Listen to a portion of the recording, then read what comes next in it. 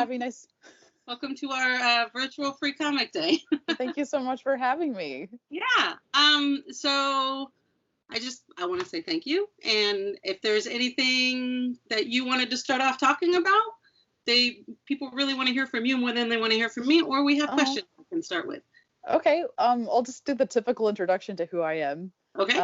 Hello, everyone. I'm Leila del Duca, and I'm a comic book writer and artist. I started off with drawing, not writing, but I have some visual stuff. I started off, or I'm most known for probably is Shutter, written by Joe Keating and colored by Owen Gianni, lettered by Ed Brisson and John Workman.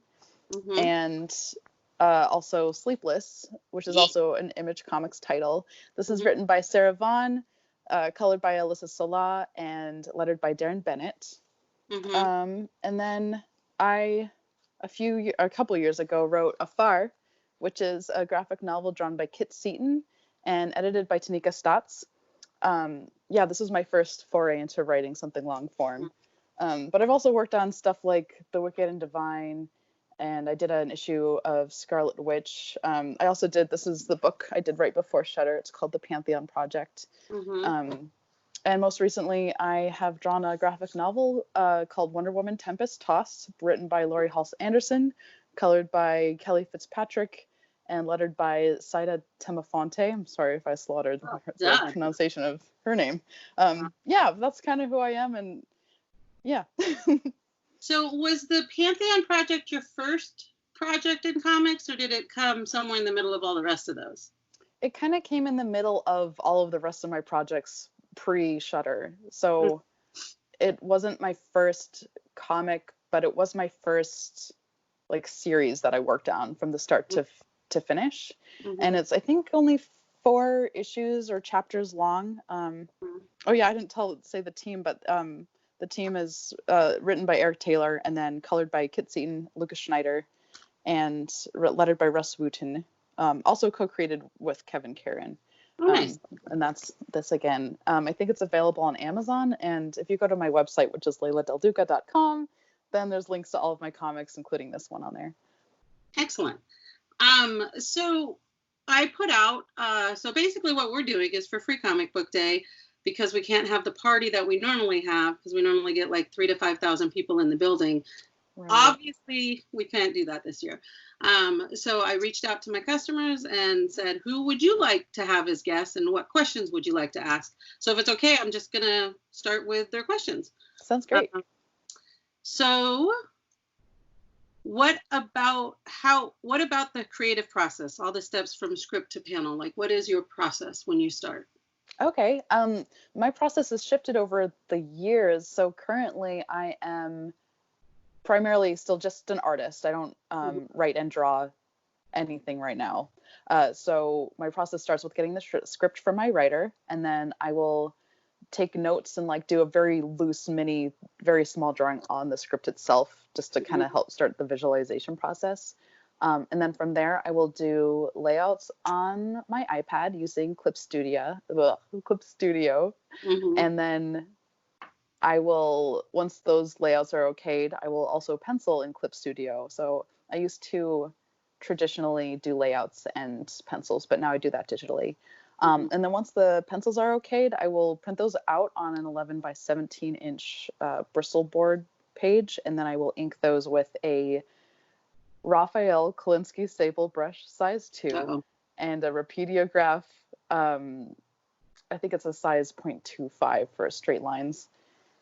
Yeah, after that I scan it and then I send it in, and the colorist and the letterer and everyone else gets their hands on it, and then it's usually finished.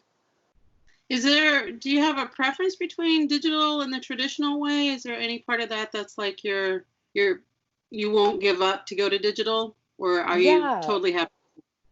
I used to be like, never digital, nothing digital ever, but I've definitely given in to how easy it is to do everything on the computer. And so with the layouts and the pencils, since it's not the final product, I'm okay being less precious about it.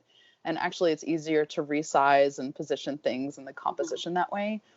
But I don't know if I can ink things digitally yet. I still haven't found the brushes. I haven't taught myself how to get the same kind of look in a digital way, rather than inking it traditionally. So right now I'm still doing the inks and the final artwork digital or traditionally.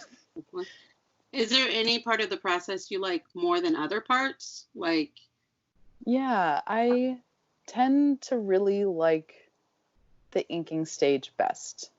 It's like, it's the easiest one. I can listen to podcasts or like listen to a TV show or music at the same time. The other two parts in the process, I kind of have to think really hard, and it can be exhausting. So I still like inking best at this point. Well, that leads into one of my other customers' questions, which was, what do you like to listen to, or what do you like to have in the background when you're doing work? Oh, awesome question. I fluctuate between silence, music, podcasts, and TV. And if it's TV, it has to be something I've already seen, so I don't have to pay attention to it. The most recent thing I rewatched this way was Stargate SG-1. Nice. Yeah. I tried to do Supernatural, but because I hadn't watched it yet, it was kind of hard to focus. Podcast-wise, I really like this podcast called VHS, which I was actually a guest on, and the premise is the host and the guest watch a movie where their profession is represented. Like the main character has the profession of the person he's interviewing. So with my episode, we watched The Ambulance, which actually has Stan Lee's first appearance on screen in it. He plays himself essentially in this movie, but he's not the main character. Anyway, so I've found it really interesting to hear about other people's professions and how they're misrepresented or correctly represented in movies.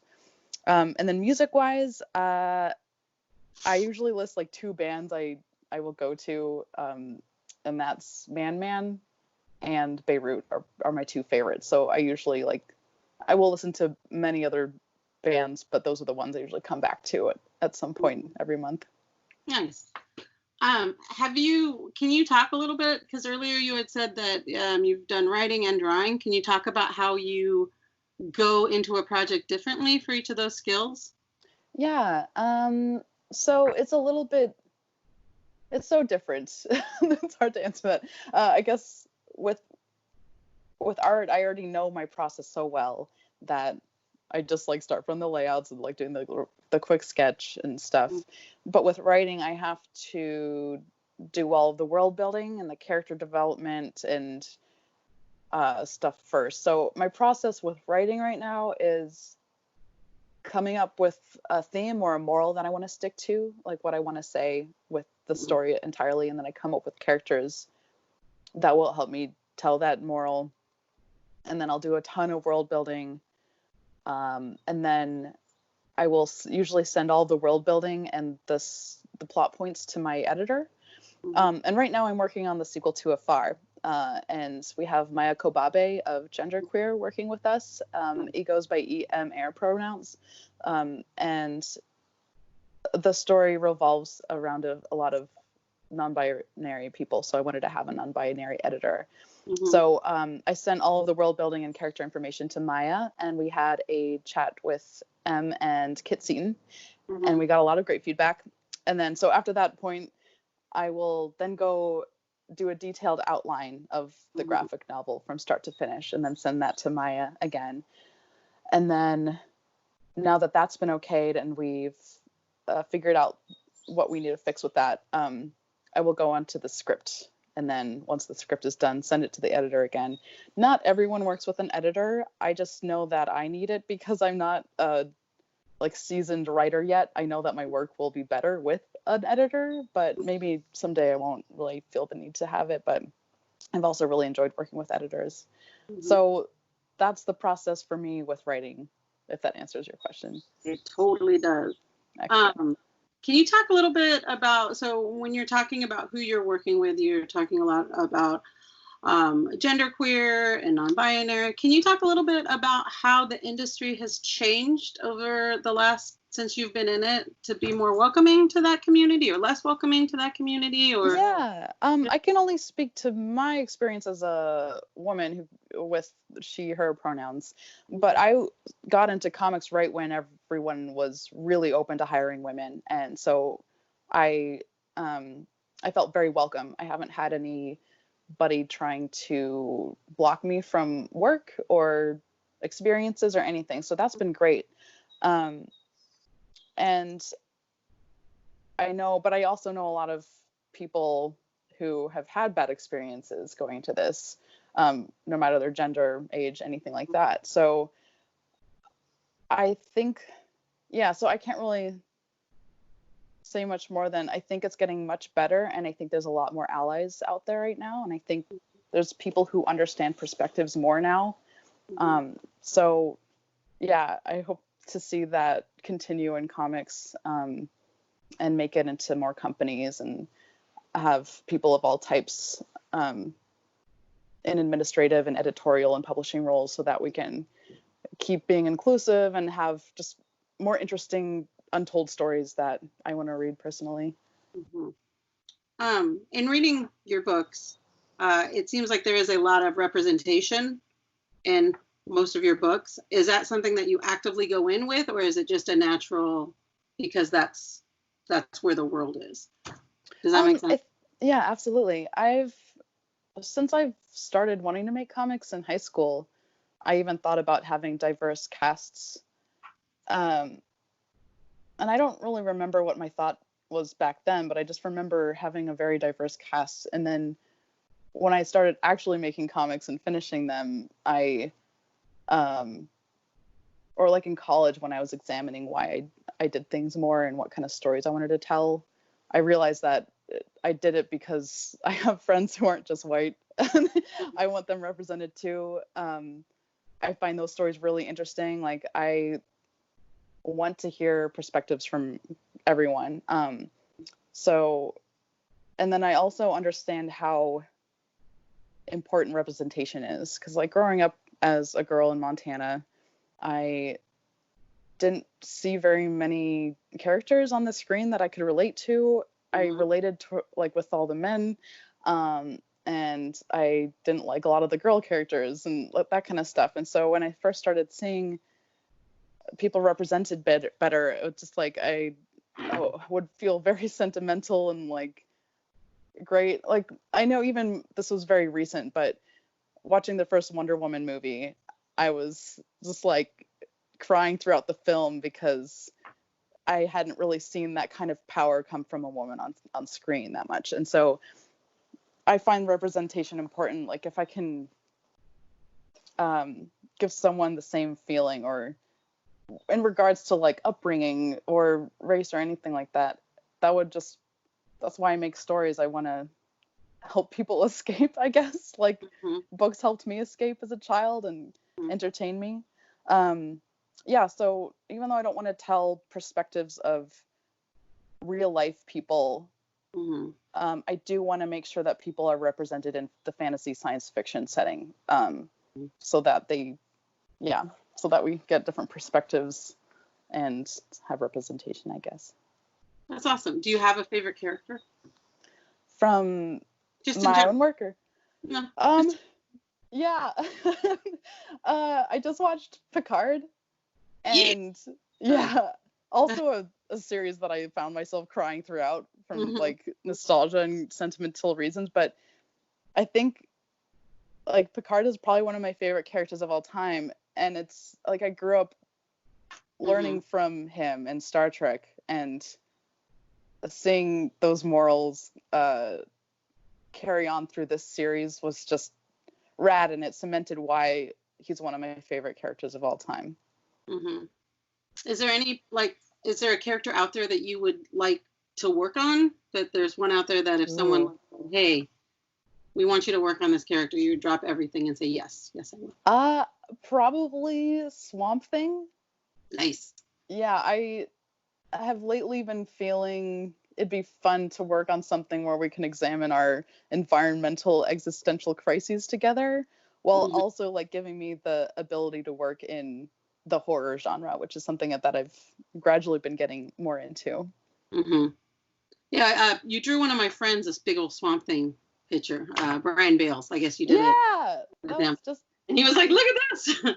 Yeah, that's funny. He actually interviewed me on his podcast recently, and they asked the same question, and I said the exact same thing.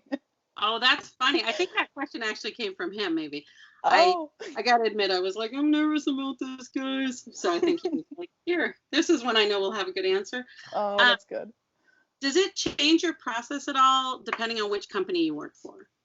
Yeah, like, for example, with Image and creator owned, usually the writers I work with only want to see layouts and then inks because they trust that the pencils are going to be great or something. But with Marvel and DC, they want to make sure that their characters are being represented or well, or like drawn correctly, which I'm all for, because sometimes I'll get a costume detail wrong or something, and I am happy to fix that in the pencils instead of having to redo it in the inking stage. So they like to see layouts, pencils, and inks. I think for work for hire, on already licensed stuff, I like that process better because it saves time in the long run. So can you talk about like the difference between, so you go to Marvel, that's work for hire. Image, are you counted as a creator always, or do you ever do work for hire on any of those books, or what is that process like? Yeah, so it's a mix between the two of them. For AFAR, Shudder, and Sleepless, I'm technically co-creator, and I own all of those 50-50 with the writer on those, and Kit, the artist. But for titles like The Wicked and the Divine, I just did one issue, so that was technically work for hire. I don't own any part of that series whatsoever. So they gave me a page rate for that. And yeah, so I guess it's a mix between the both. Like, some creative teams and writers with creator owned still just want to own the whole thing, or they want to own more of a portion than not. And some people are fine with that. Yeah, so it's kind of all over the place, but it's usually a mix between the two of those. And you know, like walking in, whether this is a page rate thing or whether you are creatively going to own portions. Yes, absolutely. And I make sure that there's paperwork and or emails that state those things clearly, so everyone's on the same page. And so, like, if there's a disagreement, that can be referenced back to.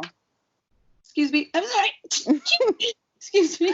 Bless you. I've got allergies.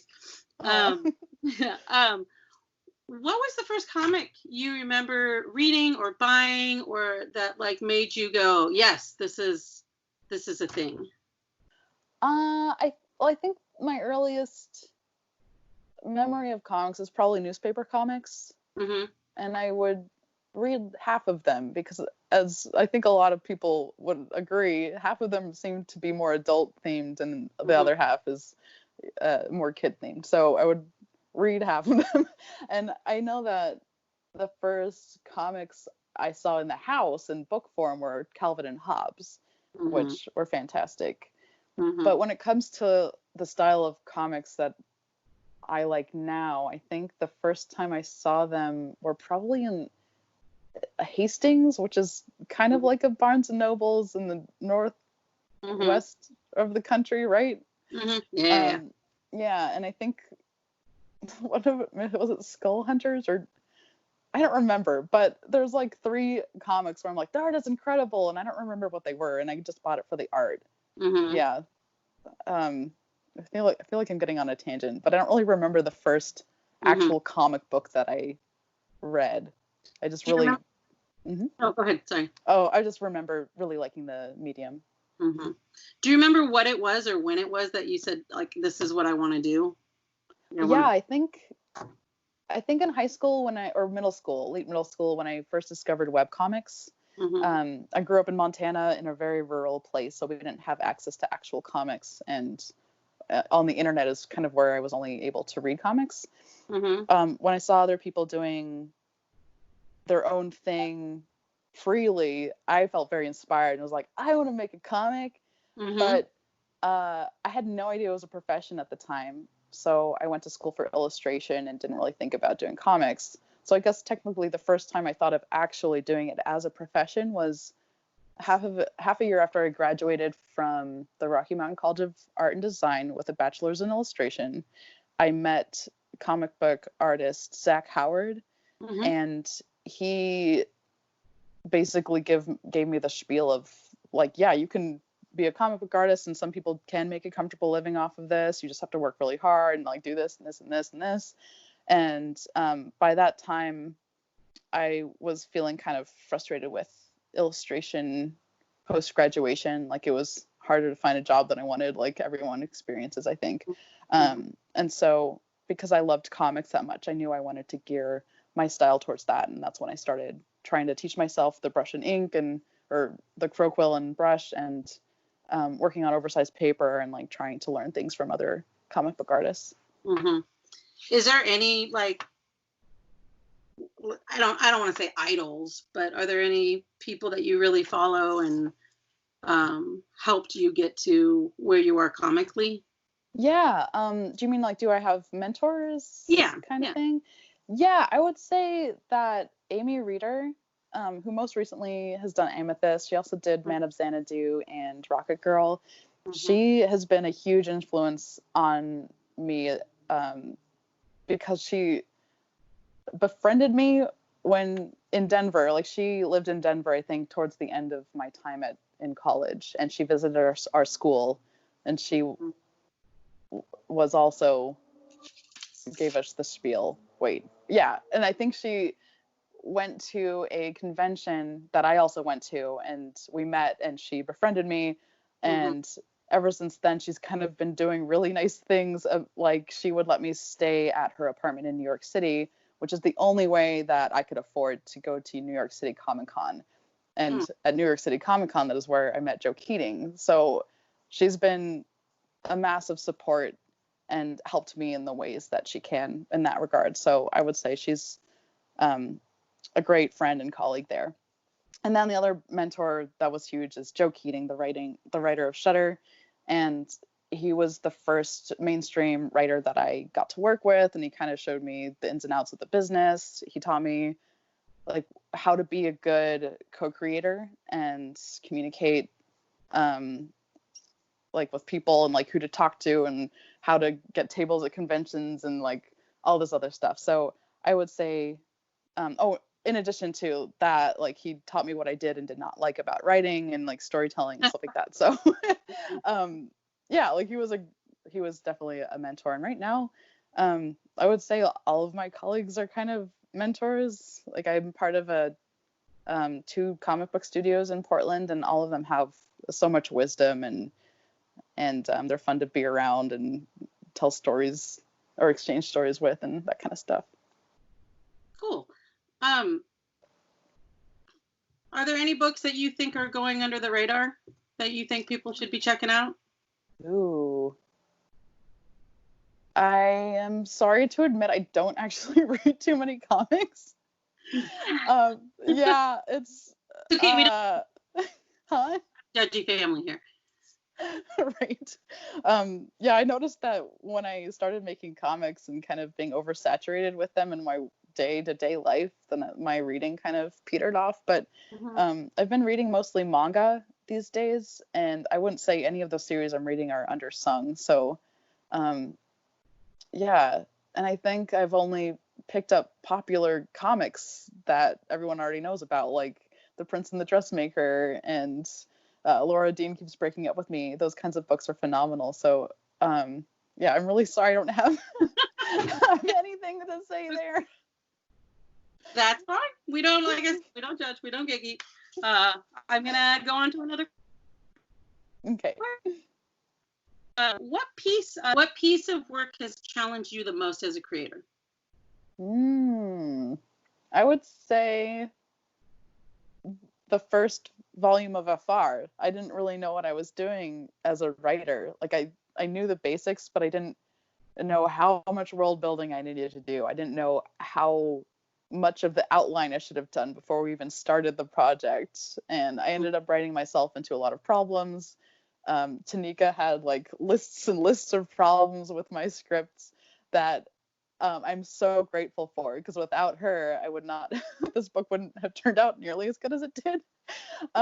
So yeah, it was just really challenging learning how I work as a writer, and like what kind of work and time I should be putting into writing. Yeah, so that was probably the biggest challenge, like very anxiety inducing. Mm-hmm. Yeah. Do you have anything that you want to talk about before I finish up with our customer questions? Mm, Fun stuff? I can't think. What was that? I said any fun stuff. I don't. Oh, any fun stuff? I don't think so. You can go on with the questions. I Okay. can't think of anything. Here's another couple customer questions. How?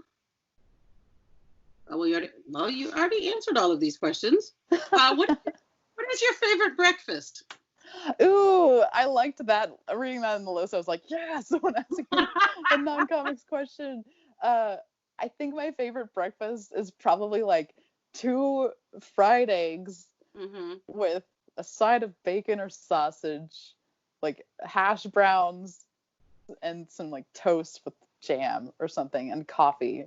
That's probably my favorite breakfast. Definitely coffee. Do you have a favorite breakfast place in Portland? Ooh, I go to I Portland a lot. do. I want Huh? to know. I said I go to Portland a lot. I want to know. Cool. Have you been to Tasty and Alder? I have. That's probably my favorite breakfast place. Oh, I really? guess, yeah, it's probably more brunch than breakfast A little at that bit. point, though. Yeah, but they have, for those of you who haven't been there, it's like this Korean American fusion place, Mhm. and they have some of the most delicious stuff. Like they have these. Never mind, I don't remember the ingredients, but the potatoes were amazing. Mhm. The bibimbap breakfast bowl thing was amazing. Yeah, so I like Tasty and Alder a lot. Well, I also have food that you wouldn't necessarily think would go well together, and then you try it and go, oh, Yeah. yeah. Mm-hmm. Are there any projects that you have that are more darling than others that you find that you like really hold on to and are not as gracious when people want to make changes? Yeah, I can't tell you which ones they are. I mean, like every project has been more of a darling than another in certain ways. Mm-hmm. Uh, but I think I have like if I had to choose, I would probably choose AFAR as being the happiest book for me, because Mm-hmm. even though it was anxiety inducing, I saw myself grow so much during that process, and it was so cool to see Kit draw what I wrote instead Mm-hmm. of like vice versa. Yeah. And I think she did such an amazing, inspiring job on this book.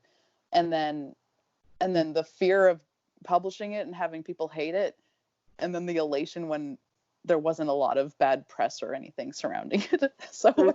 I think, yeah, and I just love working with Kit. She's someone I actually know from college, and so it was amazing working with a friend um, and having that relationship go amazingly all the way through. Mm-hmm. So I guess I just want to finish up. I know you have things that you have to do today, Mm. but if so, your art is beautiful and inspiring, Mm. and the representation in it is amazing. What would you say to someone coming up that's inspired by you as far as either wanting to be a writer or wanting to be an artist or wanting to find other things that they can find representation in? What comment Aw. would you have for that person that you've inspired? Oh, I guess I would say just keep working at it, even though it's really hard and you might be beating yourself up just like I did, and you might be super poor and like have to have a day job on top of comics. It's just like my advice is to keep working at it, because once you do get to be a full-time comic book artist and like pay your bills with it, it's rad and it's awesome, and you get to have amazing experiences talking to fans and making your own schedule and having colleagues, and yeah, it's a really special profession, and so yeah, keep working hard and being kind to yourself. Oh, that's awesome. Well, thank you for taking your time out. Thank you And so much. yay, free comic day. Yay, free comic day, and thank you for doing this for your patrons. Yeah, it's really a bummer that free comic book day isn't happening this year, so I'm glad that you're doing this for them. Oh, well, thank you. Have a good Yeah. day. It was You nice chatting. too. Bye, Bye. everyone. Bye.